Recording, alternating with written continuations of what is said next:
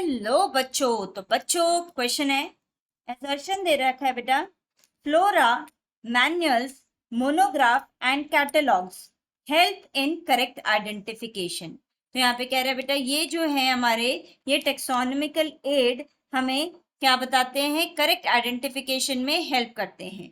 तो अगर हम देखें बेटा, सबसे पहले हम स्टार्ट करते हैं अगर कैटलॉग से, ठीक है, कैटलॉग से स्टार्ट करते हैं। तो कैटलॉग क्या है, कैटलॉग में हम सिंपल लिस्टिंग कर देते हैं, ठीक है, लिस्टिंग ऑफ दी स्पीशीज, हमने उनकी क्या बना दी, एक लिस्ट बना दी है। तो ये कैटलॉग हो गया। अब हमने क्या करा, हमने एक टेक्सॉन लिया, एक टेक्सॉन लिया और उस टेक्सॉन के बारे में हमने क्या दी, इंफॉर्मेशन दी। जैसे एक फैमिली, ठीक है, सोलेनेसी फैमिली है, तो उससे रिलेटेड हमने सारी इंफॉर्मेशन दे दी। तो ये बन गया बेटा मोनोग्राफ। मोनोग्राफ लिस्ट बना दी तो कैटलॉग, एक टेक्सॉन के बारे में हमने इंफॉर्मेशन दे दी तो मोनोग्राफ।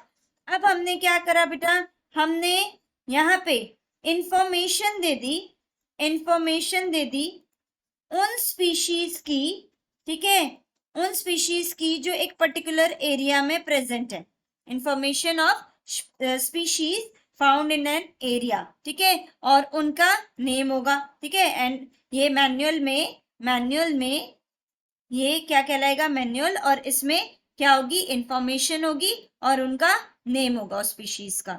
ये हो गया मैनुअल। और हम अगर बात करें फ्लोरा की बेटा, फ्लोरा की, तो एक गिवन एरिया में हैबिटेट के बारे में बता रहा है और उसके डिस्ट्रीब्यूशन के बारे में, उन प्लांट्स के डिस्ट्रीब्यूशन और हैबिटेट को एक्सप्लेन करता है एक गिवन एरिया में, तो वो कहलाएगा फ्लोरा। तो यहाँ पे आप देख रहे हो बेटा, यहाँ पे हम करेक्टली आइडेंटिफाई कर सकते हैं किसी प्लांट के बारे में।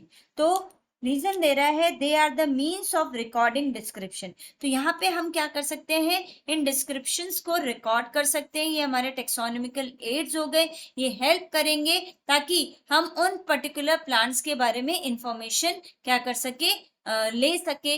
हम उनके बारे में अगर हमें इंफॉर्मेशन पता होगी तो हम उस पर रिसर्च वर्क करेंगे, या फिर हमें उससे रिलेटेड कोई काम है, ठीक है, कोई प्रोडक्ट बनाना है या यूज करना है, तो वो भी हमें पता लग जाएगा। जो इंडस्ट्रीज होती हैं वो इनका हेल्प ले सकती हैं। तो रीजन क्या है, ये भी करेक्ट है, हम इनको कंजर्व करके रखें ताकि ये पर्टिकुलर प्लांट इसी जगह पे मिलता है। तो ये सारी इंफॉर्मेशन हमें इनके थ्रू ऑब्टेन हो सकती है। तो हमारा एजर्शन भी ठीक है, हमारा रीजन भी ठीक है।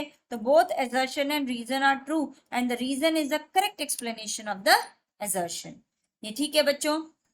देन नेक्स्ट कह रहा है both assertion and reason are true but the reason is not the correct explanation of assertion. नहीं बेटा, देन है assertion is true statement but reason is false। ऐसा नहीं है, रीजन फॉल्स नहीं है। both assertion and reason are false statement नहीं। तो यहाँ पे हमारा करेक्ट ऑप्शन हो गया बेटा ऑप्शन नंबर 1। Thank you.